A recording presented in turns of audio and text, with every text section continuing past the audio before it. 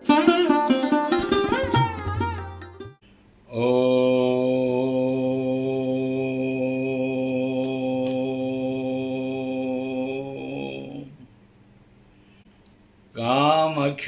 कामदां श्यामां कामरूपां मनोरमां ईश्वरीं त्वामहं वन्दे दुर्गा दुर्गतिनाशिनीं त्रिनेत्रां हर्षसंयुक्तां सर्वालङ्कारभूषितां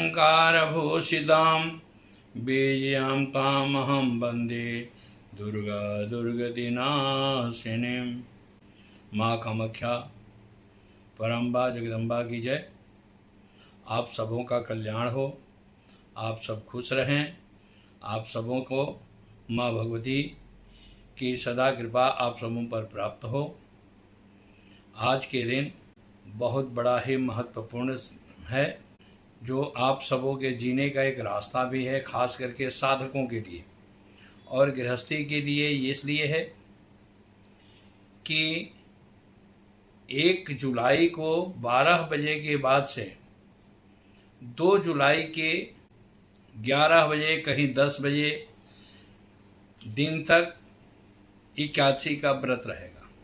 यह एकादशी व्रत का प्रधानता इसलिए है, एकादशी व्रत तो हर मास में कृष्ण और शुक्ल पक्ष दोनों में आता है।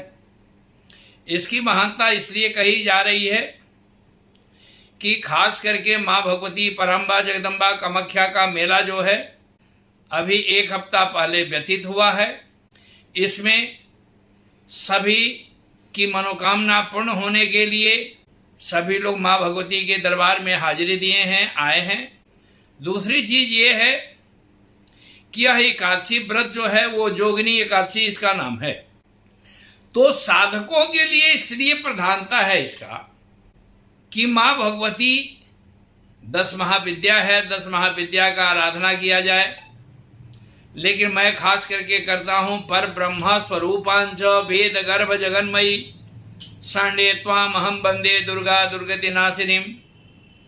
साथ में मैं ये कहता हूँ कि कालिके कृष्ण रूपाय राधा रूप शिवाय च सर्व क्लेश विनाशाय श्री कृष्णाय वयं नमः। यह माँ भगवती परम्बा जगदम्बा जो है शक्ति का कोष इनके पास है, शक्ति का खजाना है। और 10 महाविद्या के बाद चतुष्षष्ठी जोगिनियां होती है, जो खास करके ब्राह्मण देवता लोग जो पूजा करते हैं उस पूजा में वेदी बनता है चतुष्षष्ठी जोगिनी का। साधना में अप्सराओं का साधना बताया गया है। बहुत लोग अप्सराओं का साधना में करते हैं, जैसे नाभि दर्शना है, उर्वशी है, इस तरह से अनेकों अप्सराएं आती है। तो अप्सरा के साधना में कुछ अप्सराएं होती है जो उग्र होती है। उस उग्र में व्यवस्था ये देखा जाता है कि अगर वहां पर उग्र देवी है, उग्र साधना करेंगे तो कई बार मन का भटकाव होता है, कई बार परेशानी का कारण बन जाता है, कई बार मन का भटकाव बन जाता है।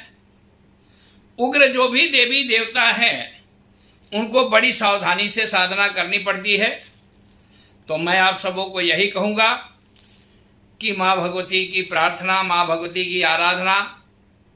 तो कुछ लोग जो है जोगिनियों का साधना करना चाहते हैं, अप्सराओं का साधना करना चाहते हैं, उनके लिए भी बहुत बड़ा महत्वपूर्ण है। आप इस अप्सरा को साधना कर, कोई भी अप्सरा या जोगिनी का साधना करने के लिए आपके जीवन में यह समय बहुत बड़ा महत्वपूर्ण है। ये एकादशी के दिन आप प्रारंभ कर सकते हैं। यही अगर एकादशी अगर आपके जीवन में कहीं ये शुक्रवार के दिन पड़ा हुआ होता तो ये सोच लीजिए कि जो साधना आप 3 महीना में होने वाला पूरा है वो आपको 1 महीना में पूरा हो जाता। तो इसलिए इन जोगिनियों का साधना जोगिनी एकादशी के दिन साधना में बहुत बढ़िया। अगर कुछ भी नहीं करते हैं, कल सोमवार से प्रारंभ होता है, शाम के समय में आप गुलाब का फूल ले लीजिए या गुलाब का माला ले लीजिए। गुलाब का माला लेकर के जिस परिवार में ज़्यादा अशांति है या कोई बच्चा है या स्त्री है जो भय से ज़्यादा रह रहा है, तो उसको माँ भगवती को कर शाम को 7 बजे के बाद अर्पण करिए। वहाँ घी का दीपक जला दीजिए और घी के दीपक जलाने के बाद माँ भगवती दुर्गा सप्तशती में कवच का जो पाठ होता है, कवच का पाठ करिए। कम से कम 9 बार गूगल का हवन करिए। आपके जीवन में बहुत बड़ा मुसीबत आया है तो उसके लिए 32 नाम का जो है सो 1 माला करिए। 2 घंटा में पूरा होगा। आपके जीने का रास्ता वहाँ भी मिल जाएगा। उससे भी अगर नहीं है तो माँ भगवती की प्रसन्नता अगर आप चाहते हैं तो देवी सूक्त का नित्य प्रति पाठ करिए। माँ भगवती की कृपा आप पर बहुत जल्दी प्राप्त होगी। साथ में ये भी कहा जाता है कि यह एकादशी जो है सो 3 राशि के लिए, ऐसे 4 राशि बताया गया लेकिन प्रधान 3 राशि के लिए बहुत बड़ा महत्वपूर्ण है। एक तो मकर राशि है। मकर राशि के लिए आपके जीवन में, मकर राशि वाले बंधु इस बात को ध्यान से सुने। कल अगर व्रत कर सकते हैं परसों तो आप व्रत करें।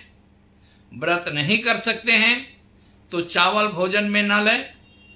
लक्ष्मी नारायण मंदिर में जाएं या अगर भगवान कृष्ण राधिका का मंदिर है वहाँ चले जाएं। वहाँ जाकर के पीला फूल का माला दीजिए और अपनी मनोकामना कहिए।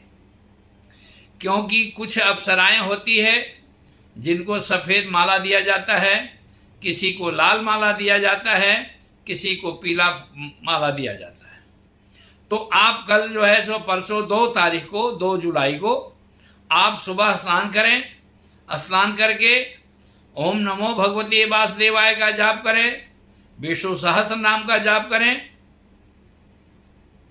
राम रक्षा स्तोत्र का पाठ करें।